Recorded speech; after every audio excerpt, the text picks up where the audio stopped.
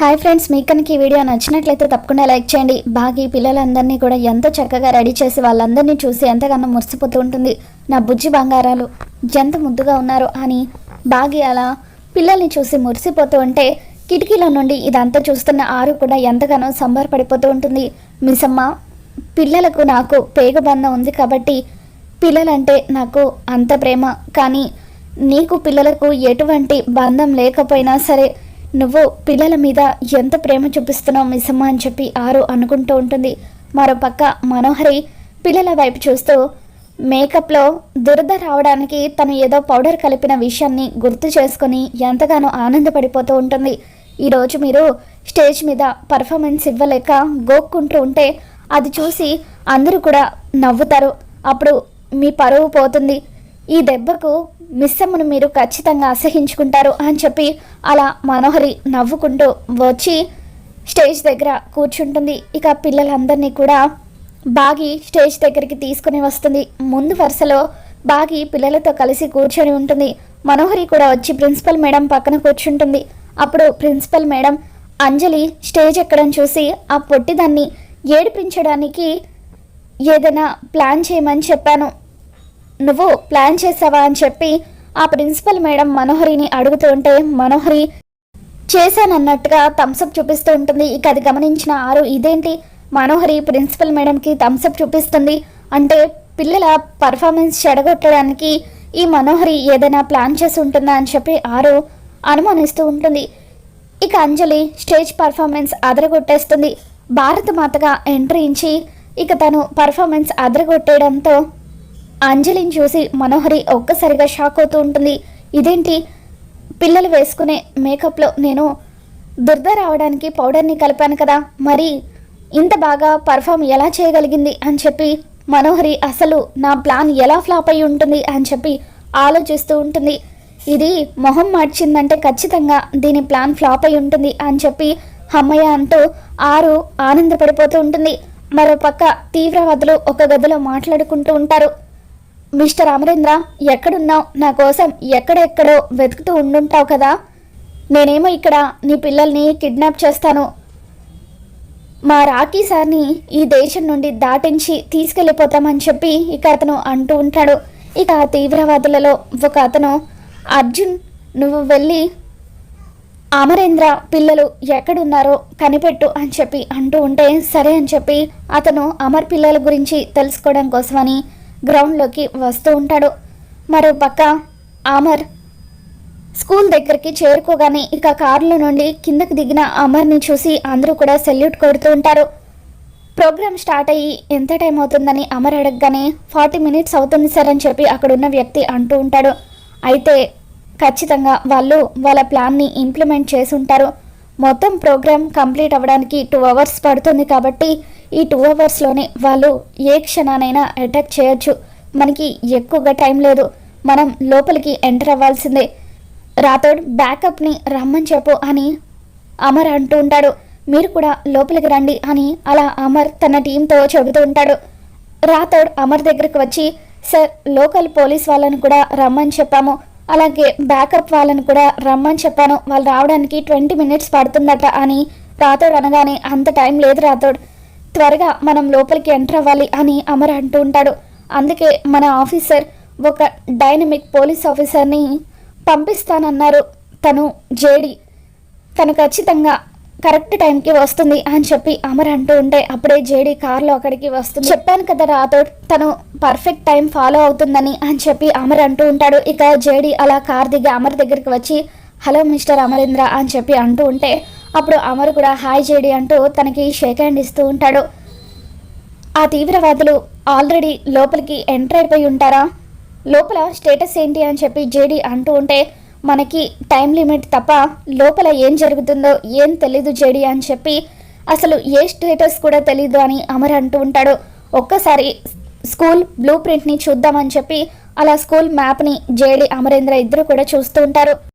తీవ్రవాదులు ఆల్రెడీ లోపలికి ఎంటర్ అయిపోయి ఉంటారు కాబట్టి స్కూల్ ఫ్రంట్ ఉన్న గ్రౌండ్లో ఫంక్షన్ జరుగుతుంది, ఖచ్చితంగా వాళ్ళు ఓపెన్ ఏరియాస్లో తిరగలేరు కాబట్టి ఖచ్చితంగా వాళ్ళు క్లాస్ రూమ్లోనే ఉండి తీరాలి. ఇటుపక్క క్లాస్ రూమ్స్ అయితే జనాలు వచ్చే అవకాశం ఉంది కాబట్టి వాళ్ళు ఖచ్చితంగా ఇక్కడున్న క్లాస్ రూమ్స్ని ఎంచుకుని ఉండాలి. నా గేస్ కరెక్ట్ అయితే వాళ్ళు ఈ ఏరియాలోనే ఉండాలి అని చెప్పి జేడి అమర్కి చెబుతూ ఉంటుంది. Yes JD you are right అని చెప్పి అమర్ కూడా అంటూ ఉంటాడు. అయితే మనం లోపలికి వెళ్దాం పదండి అని జేడి అంటూ ఉంటుంది. మరో పక్క బాగి పిల్లల స్టేజ్ పర్ఫార్మెన్స్ చూసి ఆనందపడిపోతూ ఉంటుంది. ఇక మనోహరికేమో అసలు ఏమీ అర్థం కాదు. అసలు నేను మేకప్లో పౌడర్ కలిపితే వీళ్ళెవరికి దురద రాకుండా ఎలా ఉంది అని చెప్పి అలా ఆశ్చర్యంగా చూస్తూ ఉంటుంది.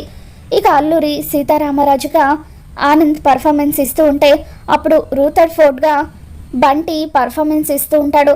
ఇక ఆనంద్ డైలాగ్స్ చెప్పిన తర్వాత రూథర్డ్ ఫోర్డ్గా బంటి డైలాగ్స్ చెప్పలేక స్టేజ్ మీదే అలా గీక్కుంటూ ఉంటాడు. వీడేంటి ఇలా గీక్కుంటున్నాడు అని చెప్పి మనోహరి షాక్ అవుతూ ఉంటుంది. ఇక స్టేజ్ మీద అందరూ కూడా నవ్వుతూ ఉంటారు. ఆరు కూడా పగలబడి నవ్వుతూ ఉంటుంది. ఇక అలా డైలాగ్స్ చెప్పలేక బంటి మధ్యలోనే స్టేజ్ దిగి పక్కకు వచ్చి అలా మోహన్ని గీక్కుంటూ ఉంటాడు. ఇక అప్పుడు మనోహరి బంటి దగ్గరికి వెళ్ళి ఏంట్రా అలా గోక్కుంటున్నావు ఏమైందని చెప్పి అడుగుతూ ఉంటుంది. ఇక దాంతో బంటి మొహం మీద దురదొస్తే గోక్కుండా ఎలా ఉంటారు అని బంటి అంటూ ఉంటాడు. కొంపదీసి అమ్ము వాళ్ళ మేకప్ కిట్ని నువ్వు కానీ తీసుకున్నావా అని చెప్పి మనోహరి అంటూ ఉంటుంది. అవును, అమ్ము వాళ్ళు బాగా కనిపించాలని మీరు మేకప్ కిట్లో ఏదో కలపడం నేను చూశాను. అందుకే నా మేకప్ కిట్ని అక్కడ పెట్టేసి వాళ్ళ మేకప్ కిట్ని నేను దొంగిలించాను అని చెప్పి అసలు ఇంతకీ ఆ పౌడర్లో ఏం కలిపారా ఆంటీ అని చెప్పి బంటి అడుగుతాడు. ఇక అప్పుడు మనోహరి నా ప్లాన్ అంతా ఫ్లాప్ చేసావు కదరా అంటూ బంటిని కొడుతూ ఆ మాట అడగాల్సింది ఇప్పుడు కాదురా మేకప్ వేసుకునే ముందు అడగాల్సింది అని చెప్పి అలా మనోహరి బంటిని చితక్కొడుతుంటే బాబోయ్ ఈ రాక్షసి నన్ను చంపేసేలాగా ఉంది అని బంటి అక్కడి నుండి పరుగులు తీస్తూ ఉంటాడు. ఇక ఇదంతా చూస్తున్న ఆరు నవ్వుకుంటూ ఉంటుంది. దేవుడు ఉన్నాడు మనోహరి, అందుకే నువ్వు నా పిల్లల మీద చేసిన ప్రయోగాన్ని నీకే తిప్పికొట్టాడు అని చెప్పి ఇక అలా ఆరు నవ్వుతూ ఉంటుంది.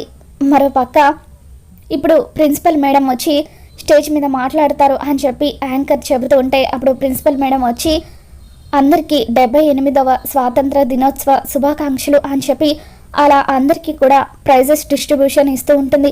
పిల్లలంతా కూడా ప్రైజెస్ తీసుకుంటూ ఉంటే బాగి చాలా సంబరపడిపోతూ ఉంటుంది. మరోపక్క తీవ్రవాదులలో ఒక అతను అమర్ పిల్లలు స్టేజ్ పర్ఫార్మెన్స్ ఇస్తున్నారట, ముందు వరుసలో కూర్చున్నారట అని చెప్పి అంటూ ఉంటే అయితే స్మోక్ బాంబ్ వేసి కాసేపట్లో వాళ్ళందరినీ కూడా మనం కిడ్నాప్ చేసి తీసుకొచ్చేద్దాం అని చెప్పి మాట్లాడుకుంటూ ఉంటారు. ఇక వాళ్ళు అలా అనడంతోనే అర్జున్ అనే అతను పిల్లల దగ్గరకు వచ్చి స్మోక్ బాంబ్ వేస్తాడు. మరోపక్క జేడి అమర్ ఇద్దరు కూడా గన్స్ పట్టుకొని క్లాస్ రూమ్లో తీవ్రవాదులు ఉన్నారేమో అనుకొని అలా మెల్లిగా అక్కడికి వచ్చేసరికి ఆ రూమ్లో ఎవరు కూడా ఉండరు. వాళ్ళు ఇక్కడ లేరండి, మన ప్లాన్ ఫ్లాప్ అయిందనమాట అని చెప్పి వాళ్ళు కంగారు పడిపోతూ ఉంటారు. ఇక ఇంతలో స్టేజ్ దగ్గర స్మోక్ బాంబ్ పేలుతుంది. ఇక ఎక్కడ వాళ్ళు అక్కడ పరుగులు తీస్తూ ఉంటే తీవ్రవాదులు పిల్లల్ని తీసుకొని ఇక అలా ఒక గదిలో బంధిస్తారు.